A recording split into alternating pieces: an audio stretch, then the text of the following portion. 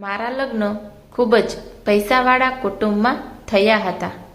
હું આ વાતથી ખૂબ જ ખુશ હતી, કેમ કે મેં પૂરી જિંદગી એક ગરીબ ઘરમાં પોતાની ઈચ્છાઓને દબાવીને વિતાવી હતી. મને પૈસાની કદર અને કિંમત બંને હતા, કેમ કે અમે મમ્મી અને પપ્પા પાસેથી હંમેશા બે રૂપિયા માટે પણ માર ખાધો હતો. મારા લગ્ન જ્યારે પૈસાવાળા કુટુંબમાં નક્કી થયા તો મેં કંઈ પૂછ્યું નહીં કે મારા લગ્ન કોની સાથે કરાવી રહ્યા છો. હું ખાલી એ વાતથી ખુશ હતી કે હું લગ્ન કરીને આ જેલમાંથી નીકળીને એક મોટા મહેલમાં જઈશ, જ્યાં નોકરો મારી આગળ પાછળ ફરશે અને બસ હું ખાલી એમને હુકમ કરીશ. અને એ સાચું પણ હતું. જ્યારે લગ્નના દિવસે જાન મારા ઘર આંગણે આવી ત્યારે મેં વિચાર્યું પણ નહોતું કે આટલા મોંઘા અને સ્માર્ટ કપડાં પહેરીને જે લોકો મારા ઘરે આવ્યા છે તે મારા સાસરીવાળા છે. તેમના બધાના ચહેરા પર એક ચમક અને ખૂબસૂરતી હતી. અમારી પોળ તો ગરીબોની પોળ હતી. મેં મેકઅપ પણ સસ્તો કરાવ્યો હતો, પણ એ લોકો જ્યારે લગ્ન કરીને મને તેમના ઘરે લઈ ગયા તો હું જોતી જ રહી ગઈ. તે ઘર નહીં પણ રાજા મહારાજોના મહેલ જેવું હતું. અનેક ફૂલો અને લાઇટોથી સજાવેલું તે મહેલ ઝળહળી રહ્યો હતો. મને લાગ્યું કે હું કોઈ નવી જ દુનિયામાં આવી ગઈ છું. હવે ઘર આવ્યા પછી મને સૌથી પહેલી ઈચ્છા મારા પતિને જોવાની હતી, કેમ કે મારા મમ્મી અને પપ્પાએ મને મારા પતિનો ફોટો પણ નહોતો બતાવ્યો. તેમણે કહ્યું હતું કે તું અમારી ડાઈ દીકરી છે અને ડાઈ દીકરીઓ ફોટો જોવાની જીદ ન કરી. એ જમાનામાં છોકરીઓને પોતાના પતિનો ફોટો જોવાનો હક હતો, પણ મારા મમ્મી પપ્પાએ મને તે હક પણ આપ્યો. લગ્ન પછી જ્યારે હું રૂમમાં ગઈ તો મારા સ્વાગત મારા પતિને બદલે મારી સાસુએ કર્યું અને મને સારા સાસુમાં રૂમમાં બેસાડી દીધી. હું એમ સમજી કે કદાચ હજી કોઈ રીત કે રસમ બાકી રહી ગઈ હશે. પછી ત્યાં થોડીક છોકરીઓ આવી અને થોડી નાની મોટી રીત રસમ કરી, પણ મારા પતિના ચહેરા ઉપરથી ચહેરો હટાવ્યો ન હતો. મને થોડી નવાઈ લાગી, કેમ કે અમારે ત્યાં વર સાફો બાંધે પણ મોં ઉપર ચહેરો ન બાંધે. પણ મને થયું આ રૂપિયાવાળા છે એટલે ટીવીમાં બતાવે એમ ચહેરો બાંધ્યો હશે. હું નજરો ચીરી નાખીને બેઠી હતી. હું મારા પતિને જોઈ પણ નહોતી શકતી. મનમાં ને મનમાં ખૂબ જ ખુશ થતી હતી, પણ હું બદનસીબ. મને ક્યાં ખબર હતી કે મારી વહરી મુશ્કેલીઓ તો હવે શરૂ થવાની છે.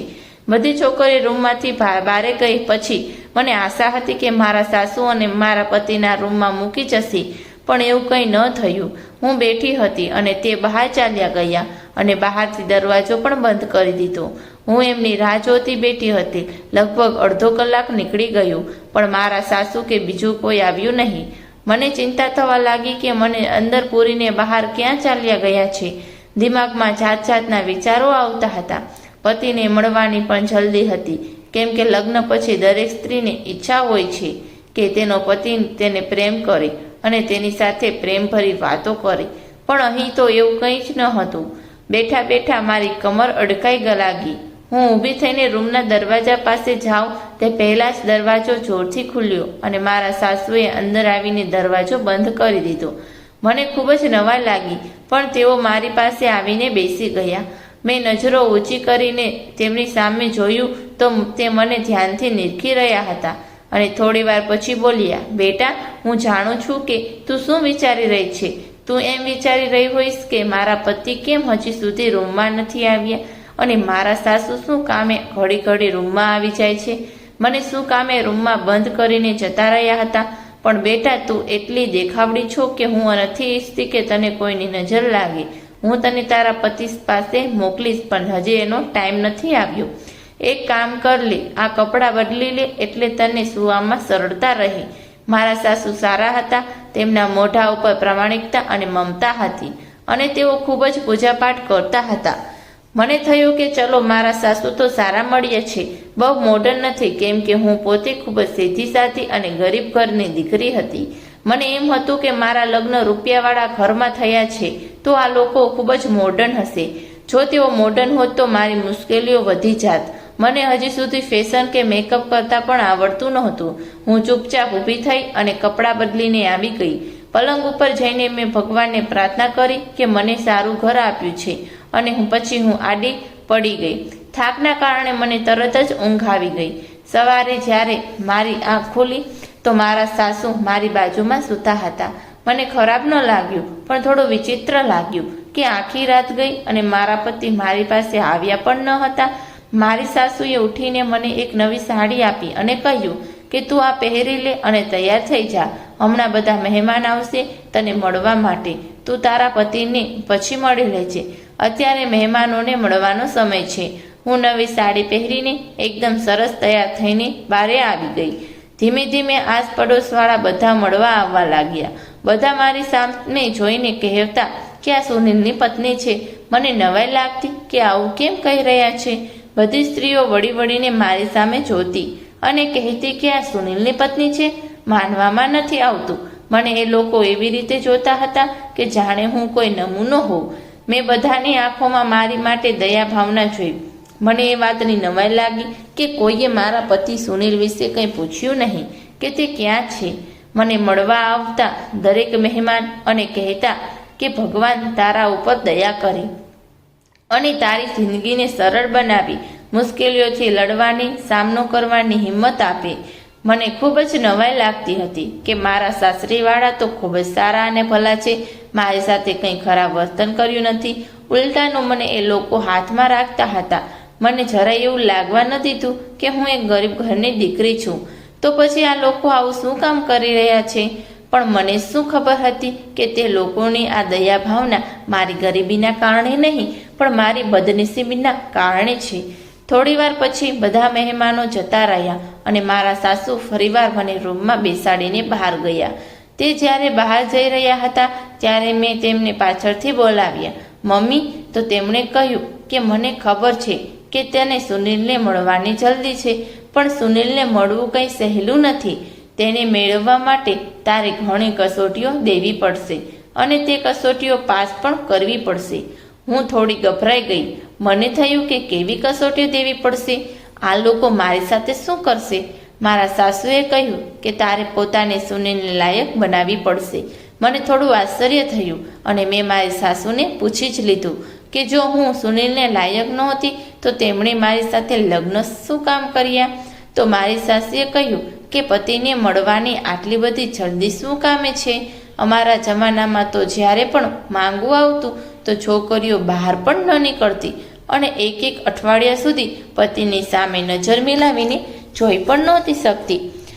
અને અત્યારની છોકરીઓ તો ખૂબ જ ઉતાવળ હોય છે. મારા સાસુ ખૂબ જ જૂના વિચારોના હતા એટલે હું કંઈ બોલી નહીં. મેં ચૂપ રહેવામાં જ ભલાઈ સમજી. મને થયું કે મારા સાસુ ભલે કહે પણ મારા પતિને પણ મને મળવાની ઉતાવળ તો હશે જ ને. પરંતુ મારા પતિ તરફથી મને કોઈ જ આસાર દેખાયા નહીં. આજ આખો દિવસ પસાર થઈ ગયો અને રાત પડી.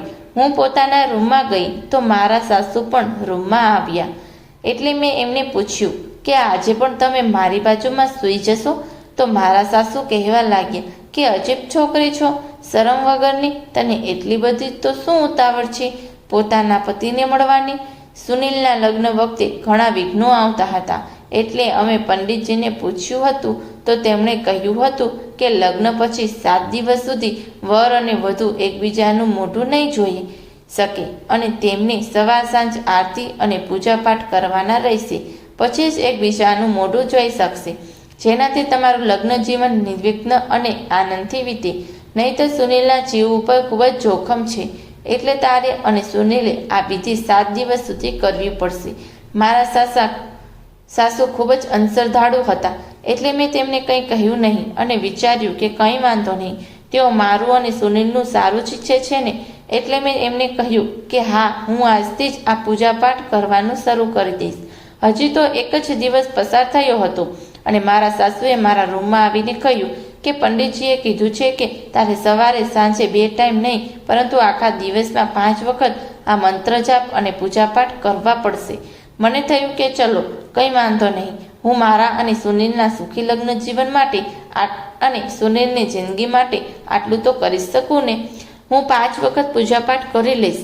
મારા સાસુએ કહ્યું કે તું સુનિલ સાથે વાતો કરી શકીશ પણ તેનો ચહેરો 7 દિવસ સુધી તો નહીં જોઈ શકાય.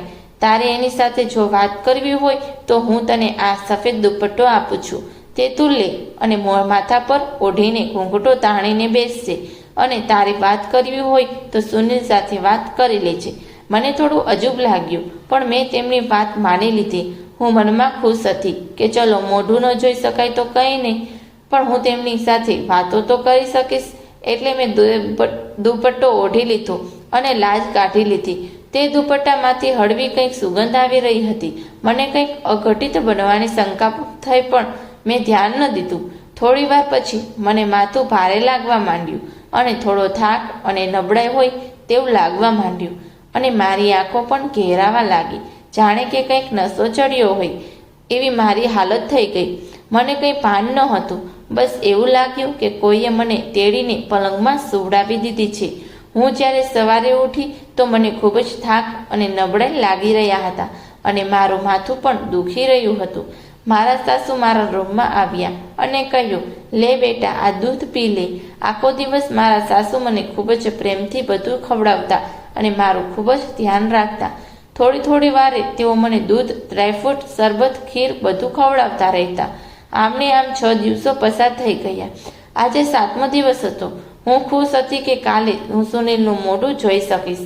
તે દિવસે પણ રાત્રે હું પૂજા કરવા બેઠી ત્યારે મારા સાસુ મને દુપટ્ટો લઈ ગયા અને થોડી વાર પછી ફરી મારી આંખો ઘેરાવા લાગી અને હું અડધી બેભાન હોઉં તેવી થઈ ગઈ. મને ખબર ન પડી કે હું ક્યારે સૂઈ ગઈ. સવારે ઉઠી તો મારા સાસુ મારા માટે દૂધ લઈને આવ્યા હતા. તેમણે કહ્યું, લે બેટા, આ દૂધ પી લે. રાત્રે પૂજાપાઠ કર્યા એના કારણે તું થાકી ગઈ હોઈશ.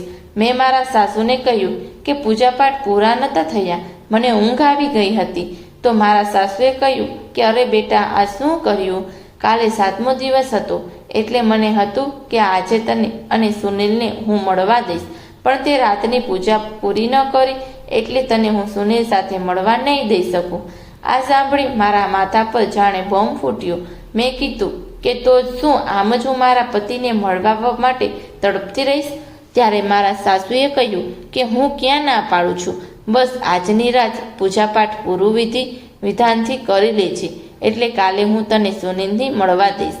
મેં મારી સાસુને પૂછ્યું કે શું સુનિલનું મન નથી થતું મને મળવાનું? તો તેમણે કહ્યું કે તે પણ દિવસ રાત મારું મગજ ખાય છે કે મને નિશાને મળવું છે, પણ જ્યાં સુધી આ પૂજાપાઠની વિધિ વ્યવસ્થિત પૂરી ન થાય ત્યાં સુધી હું તમને બેને મળવા નહીં દઈ શકું, નહીંતર મારા દીકરાના જીવ ઉપર જોખમ થશે. હું કંઈ બોલી નહીં અને ચૂપ રહી. બીજા દિવસે પણ મેં દિવસમાં 4 વખત પૂજાપાઠ કર્યા. રાતની પૂજા વખતે મારી સાસુ મને કંઈક ને કંઈક ખવડાવત. ક્યારેક ફળ લઈ આવત, ક્યારેક શરબત લઈ આવત, ક્યારેક ખજૂર લઈને આવતા તો ક્યારેક ખીર લઈને આવતા અને પ્રસાદી કહીને મને ખવડાવતા. અને એ ખાધા પછી મને કંઈ ભાન ન રહેતું અને હું અર્ધ બેભાન અવસ્થામાં હોય તેવી થઈ જતી. આખી રાત હું સૂતી રહેતી, પણ મને સવારે એમ થતું કે જાણે મારી ઊંઘ પૂરી નથી થઈ. આખી રાત હું સરખી સૂતી નથી, પણ રાતે અર્ધ બેભાન અવસ્થામાં મને એવું લાગતું કે કોઈ મારી પાસે હોય છે, પણ એ કોણ હોય છે તે જાણવાનું મેં નક્કી કર્યું. મેં મનમાં વિચાર્યું કે હવે હકીકત શું છે તે હું જાણીને રહીશ. આમને આમ 7 દિવસથી પણ ઘણા દિવસો વીતી ગયા. મેં હજી સુધી મારા પતિને મોઢું પણ જોયું નહોતું. મેં વિચાર્યું કે આજે મારા સાસુ મારા માટે જે પણ લઈ આવશે ખાવા કે પીવા માટે તે હું ખાઈશ કે પીશ નહીં. હું રાતની છેલ્લી પૂજા શરૂ કરવા જઈ રહી હતી. ત્યાં મારા સાસુ આવ્યા અને કહ્યું કે લે બેટા, આ શરબત પી લે. તને ઘણી નબળાઈ લાગી રહી હશે, કેમ કે પૂજા પાઠના કારણે તું વ્યવસ્થિત જમીન પણ નથી શકતી. તારે ફરાળ ખાવું પડે છે. પણ મેં મારા સાસુને કહ્યું કે ના, અત્યારે મને શરબત પીવાની જરાય ઈચ્છા નથી. હું પહેલાં પૂજા કરી લઈશ અને પછી પી લઈશ. મારા સાસુ રૂમમાંથી જતા રહ્યા. હું પૂજા કરવા બેસી ગઈ. થોડી વાર પછી તે ફરીવાર મારા રૂમમાં આવ્યા અને મને જોઈને કહ્યું કે બેટા, હવે તો પી લે. ત્યારે મેં ના પાડી, કેમ કે ના, મને ઈચ્છા નથી. તો તે ફરી જતા રહ્યા. થોડી વાર પછી તે પાછા આવ્યા. આ વખતે તેમણે કંઈક સુગંધીદાર અંતર લગાડ્યું હતું. કંઈક જાણીતી સુગંધ હતી, પણ ખૂબ જ સ્ટ્રોંગ સુગંધ આવી રહી હતી. મને એમ થયું કે મારા સાસુ રાત પડી એટલે ઘડી ઘડી મારા રૂમમાં શું કામે આવતા કરવા લાગે છે. તે જતા રહ્યા અને થોડી વાર પછી પાછા આવ્યા અને કહ્યું કે મેં તને કેટલી વાર કીધું છે કે પૂજા કરતી વખતે દુપટ્ટો માથે ઓઢી લેવાનો? મને એમ થયું કે ચલો હું કંઈ ખાઈશ કે પીશ નહીં, પણ દુપટ્ટો ઓઢવામાં શું વાંધો છે? એમણે મને જે દુપટ્ટો આપ્યો તે મેં ઓઢી લીધો. પછી ફરીવાર એ જ બધું થવા લાગ્યું. મારી આંખો ભારે થવા લાગી અને મને એકદમ થાક અને નબળાઈ લાગવા લાગી. હું અર્ધબેભાન અવસ્થામાં હોઉં તેવી થઈ ગઈ અને ફરીવાર હું સૂઈ ગઈ. મને એવી ગાઢ ઊંઘ આવી ગઈ કે સીધા સવારના 8 વાગી ગયા. મને મોડું ઉઠવું ગમતું ન હતું, પણ છતાં હું મોડી ઉઠી હતી. પણ મને સવારે ઉઠ્યા પછી તાજગીનો અનુભવ ન થતો હતો. એમ જ લાગતું હતું કે શરીરમાં કંઈક અજીબ થયું છે, કંઈક થાક લાગી રહ્યો છે. હવે મેં નક્કી કરી લીધું કે આજે રાત્રે હું મારા સાસુ રૂમમાં આવે તે પહેલાં જ સૂઈ જવાનું નાટક કરીશ. એટલે રાત પડી અને હું પલંગ ઉપર સૂઈ ગઈ. મારા સાસુ જ્યારે રૂમમાં આવ્યા તો એમને મને બોલાવી, પણ હું ઊભી ના રહી. એટલે એમને એવું લાગ્યું કે હું સૂઈ ગઈ છું, એટલે તેઓ જતા રહ્યા. હું આંખ બંધ કરીને એમ જ પડી હતી. થોડી વાર પછી મને રૂમનો દરવાજો ખોલવાનો અવાજ આવ્યો અને ફરીવાર દરવાજો બંધ થયો. હું આંખો ખોલીને જોવા ઈચ્છતી હતી, પણ આંખ બંધ કરીને પડી રહી. ધીમે ધીમે કોઈ મારી તરફ આવી રહ્યું હોય તેવું મને લાગ્યું. થોડી વાર પછી કોઈ પલંગ પર મારી બાજુમાં બેઠું અને એણે મને હાથ લગાડ્યો. હાથ લગાડતાની સાથે જ અચાનક મેં ઝપકીને આંખો ખોલી અને સામે જોયું તો ખૂબ જ કદરૂપો અને એક આંખ વગરનો એક માણસ હતો. હું તેને જોઈને એટલી બધી ડરી ગઈ કે હું દોડીને ચીસો પાડતી રૂમની બહાર જતી રહી. મને રૂમની બહાર આવેલી જોઈને મારા સાસુ એકદમ ચોંકી ગયા. તેમના મોઢાનો કલર બદલી ગયો. તેમને થયું કે હું તો સૂઈ ગઈ હતી ને ભારે કેમ આવી ગઈ. મેં તેમને કહ્યું કે મારા રૂમમાં કોઈ ખૂબ જ ડરાવણો અને કદરૂપો માણસ છે. ત્યારે તેમણે કહ્યું કે બેટા, મને માફ કરી દેજો, મેં તારી સાથે ઘણું ખોટું કર્યું છે, પણ તે તારો પતિ સુનિલ છે. આ સાંભળી મને તો જાણે કોઈએ માથા ઉપર બોમ્બ ફોડ્યો હોય એવું લાગ્યું. હું દોડીને રૂમમાં ગઈ અને મારા કપડાં બેગમાં ભરવા લાગી. મેં નક્કી કર્યું કે હું અહીં નહીં રહું. હું ભલે ગરીબ ઘરની હોઉં, પણ આવો પતિ મને મંજૂર નથી. હું જ્યારે કપડાં ભરી રહી હતી ત્યારે મારા સાસુ મારી પાસે આવ્યા અને કહ્યું કે બેટા, તને નબળાઈ, થાક અને ચક્કર જેવું લાગતું હતું, એટલે મેં તારું ચેકઅપ કરાવ્યું હતું અને તે રિપોર્ટમાં આવ્યું હતું કે તું ગર્ભવતી છો. તું મારા દીકરાના બાળકની બા બનવા જઈ રહી છે અને અમને એક વારસદાર આપવા જઈ રહી છે. તો તું ઘર મૂકીને સી રીતે જઈ શકે? મને કંઈ સમજાતું નહોતું.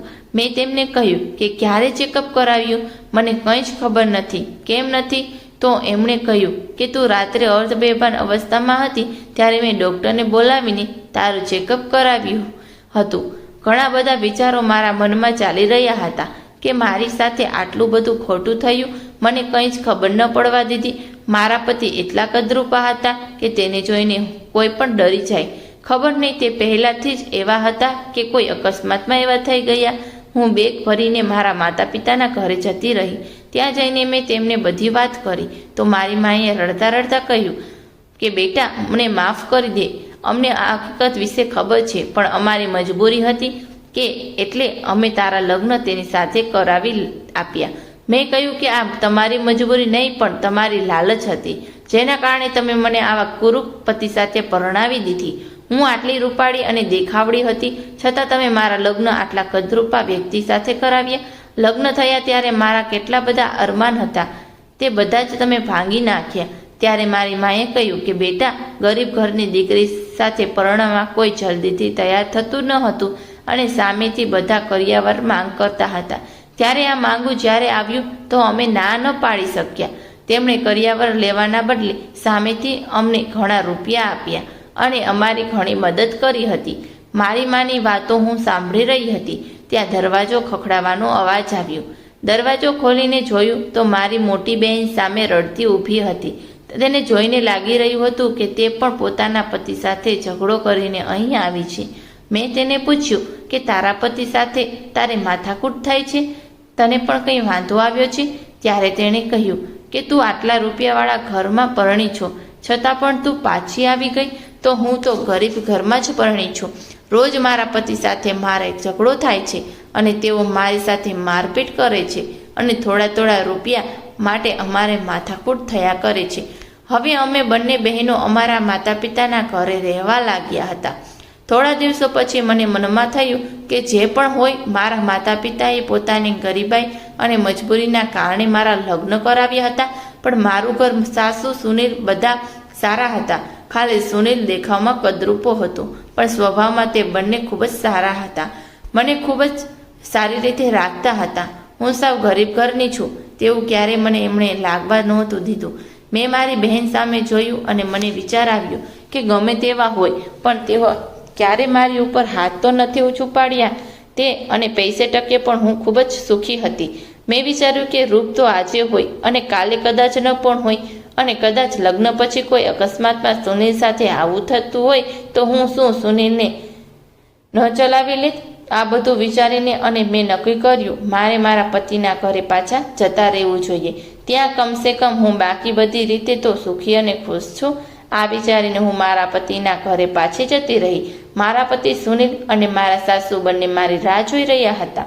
હું જ્યારે ઘરે પહોંચી તો સુનિલ માથું નમાવીને મારી સામે માફી માંગી રહ્યા હતા.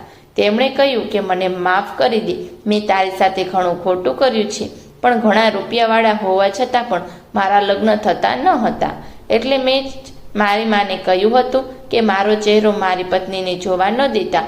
મારી સાસુએ પણ કહ્યું કે બેટા, કંઈ માં એવી હોય છે કે જેની ઈચ્છા ન હોય કે પોતાના દીકરાનું ઘર વસે અને તેનો વારસદાર તેને ન મળે. આ બધું મેં મારા દીકરા અને વારસદારના મોહ અને મમતાથી વશ થઈને કર્યું છે. તું મને માફ કરી દે. સુનિલે પણ કહ્યું કે હું દેખાવમાં ગમે એવો હોય પણ હું સ્વભાવમાં ખૂબ જ સારો છું. હું તારું ખૂબ જ ધ્યાન રાખીશ અને તું જેમ કહીશ તેમ જ આ ઘરમાં થશે. હું પણ જાણતી હતી કે મારા સાસુ સારા છે અને સુનિલ પણ એક સારા પતિ સાબિત થશે. એટલે મેં પરિસ્થિતિને સ્વીકારી અને રહેવાનું નક્કી કર્યું. થોડા મહિના પછી મેં એક દીકરાનો જન્મ આપ્યો. દીકરો મારા જેવો સુંદર અને રૂપાળો હતો. મને થયું કે ચલો, ભગવાને મને કુરૂપ પતિ આપ્યા, પણ ઘર અને સ્વભાવ તો તેમનો ખૂબ જ સારો હતો, અને એક રૂપાળો ફૂલ જેવો દીકરો પણ ભગવાને હવે મને આપી દીધો હતો. જે થયું તેને ભગવાનની મરજી સમજીને હું આનંદથી રહેવા લાગી. મેં સ્વીકારી લીધું કે નસીબમાં જે લખેલું હોય તે થઈને જ રહે છે. તો મિત્રો, વાર્તા પસંદ આવી તો અમારી ગુજરાતી સ્ટોરી ચેનલને લાઇક અને સબસ્ક્રાઈબ જરૂરથી કરી દેજો, જેથી કરીને અમારા વિડીયોની માહિતી તમને મળતી રહે. તો ફરી મળીશું એક નવી વાર્તા સાથે. ત્યાં સુધી આપ સૌને જય શ્રી કૃષ્ણ. રાધે રાધે.